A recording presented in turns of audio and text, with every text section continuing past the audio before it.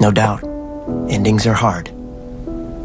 But then again, nothing ever really ends, does it?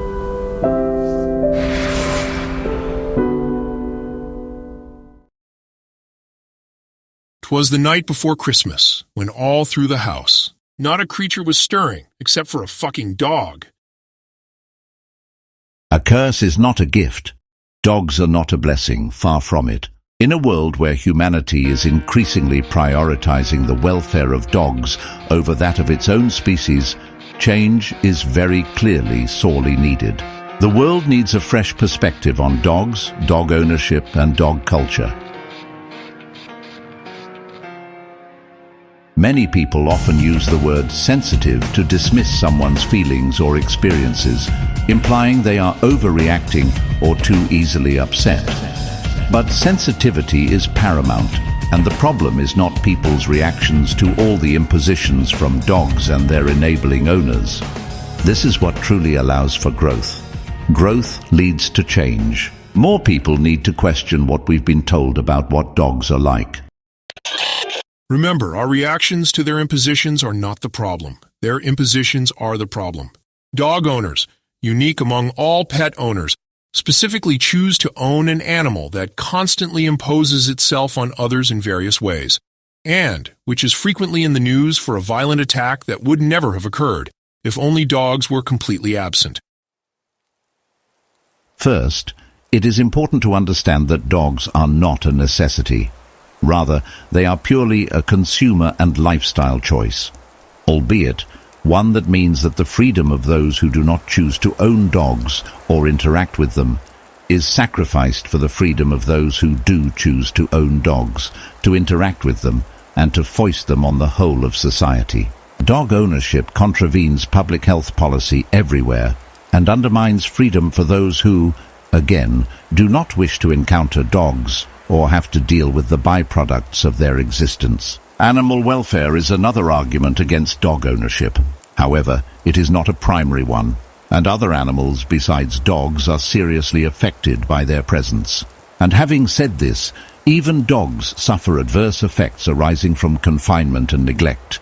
Several reports indicate that a significant number of dogs, particularly in urban settings, often experience neglect by default due to their owners' busy lifestyles, which are incompatible with dog ownership. So really, when we stop to think about it, we see that it is not necessarily the welfare of dogs that is increasingly being prioritized, but rather the choice of mindless consumer drones to needlessly own them and force these terrible creatures upon others. It is the unbridled proliferation of this subspecies that seems to be sacrosanct. Ultimately, the welfare of dogs isn't even really what's important.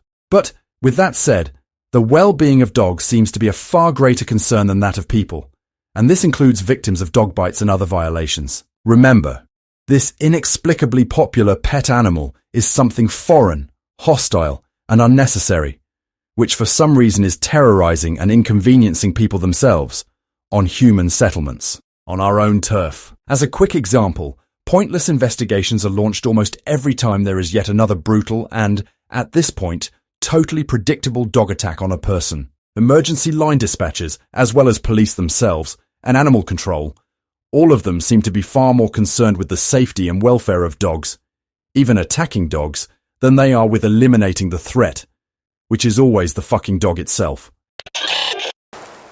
Dogs, despite being domesticated, exhibit instincts inherited from their wild ancestors. This factor alone makes them deeply incompatible with human society, but the claims from dog apologists that lack of stimulation and socialization causes these quasi-canines to become as aggressive as everyone knows they can be, these don't do them any favors. For the simple fact that the track record clearly reveals a significant percentage of dog owners to be individuals who are not even willing to do all that they possibly can to at least minimize the issues that inevitably arise from dog ownership. And indeed, many of them make no effort at all, not even the most minimal one. Things like unprovoked dog attacks on innocent people, or dogs disturbing the peace in neighborhoods with their completely unnecessary and abrasive incessant barking. Interestingly, roosters are banned in many municipalities, precisely because their routine vocalizations are very disruptive to those around them, and to people who do not choose to live anywhere near an animal that produces such sounds. Environmental concerns add another layer to the argument against dog ownership. The urbanization of living spaces has created a rising tension between dogs and the environment. The production of pet food alone contributes to environmental degradation due to the agricultural and industrial processes involved. A report from the World Economic Forum revealed that pet ownership could rank high on the list of the most significant contributors to climate change, primarily through the carbon footprint associated with meat production for pet diets. Furthermore, in areas with high dog populations, waste becomes a significant issue. The nitrogen and phosphorus from dog waste can pollute waterways, creating ecological imbalances. Moving towards a dogless existence could alleviate these environmental pressures and promote a more sustainable coexistence with the planet.